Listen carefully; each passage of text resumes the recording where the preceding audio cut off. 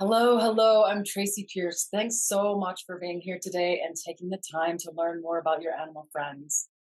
Your willingness and openness to learn more about animals helps make the world a better place. So thanks for taking the time. Today, I want to talk about one of the primary reasons people contact me for animal communication, and that is behavioral issues.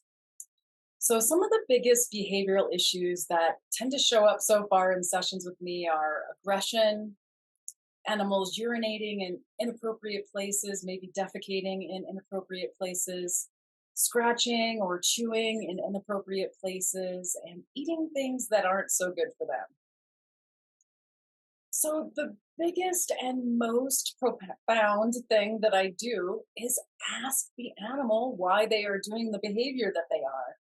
And I do that completely without judgment or in any way making them wrong. So you need to remember that animal communication is not about mind control or making the animal do something just because the human wants them to. Whatever the behavior is, it totally makes sense to the animal usually. So taking this point of view and being willing to listen to why the animal thinks that behavior makes sense can really help the human understand as well. So here are some of the reasons I've found that animals do these strange behaviors.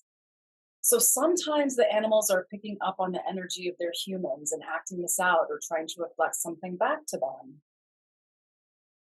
So sometimes a past life experience gets activated by something or another in this current life that causes the animal to start acting out these old behaviors that are tied to a past life.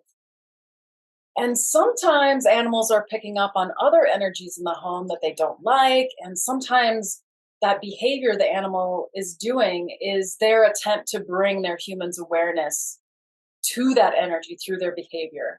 I'll give you a quick example of this one because maybe you're going, hey, what's that all about? So we used to have this cat. Her name was Malcolm. And every time that we would load the dishwasher, she would sit in front of the dishwasher or load or unload, I should say, the dishwasher. She would make this kind of weird, like chirping noise. We just couldn't figure out what it was all about. Now, this was before I started doing animal communication myself. So we had a session with an animal communicator. And what was relayed to us was that every time we ran the dishwasher, Malcolm had the sense of this weird smell in the house, and she thought it was dangerous. So what we did is we had an electrician come in and check out our dishwasher, and lo and behold, there was something in the electrical connections that was just not quite right. And the electrician said, "Hey, if this had gone on for a lot longer, there could have been a fire or something here." So what she was smelling, even though it was imperceptible to us humans, she was actually trying to protect the house and draw our awareness to this weird smell that was coming from the dishwasher. But we never would have known that. We would have just thought, hey, she's a weird cat. She does this thing, if we hadn't taken the time to ask. So another thing that sometimes happens is perhaps they were subtly injured, and this quote unquote bad behavior is something that they cannot control. Now, I've worked with a few different cats where this has happened, where they were sort of subtly electrocuted, where maybe they were chewing on a wire and they got the little shock or something like that. And I've had a few cats with this that have happened where, and then they were peeing in inappropriate places, but then they said, "I just can't control it. It just happens." And we were able to tie it back to actually this issue with the electrocution that happened. And with these cats I'm talking about, we were able to do some healing work and eventually resolve that issue. But instead of it being something where the cat was being spiteful or just being mean, there was actually this underlying reason going on, and again, we never would have known had we not asked. Now, sometimes the reason animals do these bad behaviors is because another animal told them that that was the best way to handle it, and they believed them. Now, in another example, sometimes these bad behaviors just plain feel good to the animal for one reason or another. This might be where, cats are scratching in a certain place, like it just feels really good on their paws or on their claws or something like that. animals eating weird things that aren't good for them, there's some sort of like pleasure aspect to it that makes them feel good.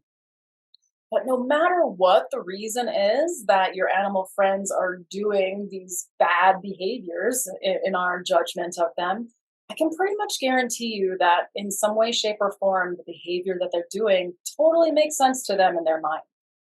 So, the first thing that we try to do is understand from the animal's point of view why they are doing what they're doing. And then from there, we can develop strategies both with input from the human and from the animal about what might be required in order to change that behavior. So, essentially, what this boils down to is asking the right questions and listening with empathy, not judging the animal for why ever they're doing this. And then we turn around and look at and try to find ways that are acceptable to everyone involved to move forward. So that's a really short explanation about how I deal with behavioral issues in our animal communication sessions.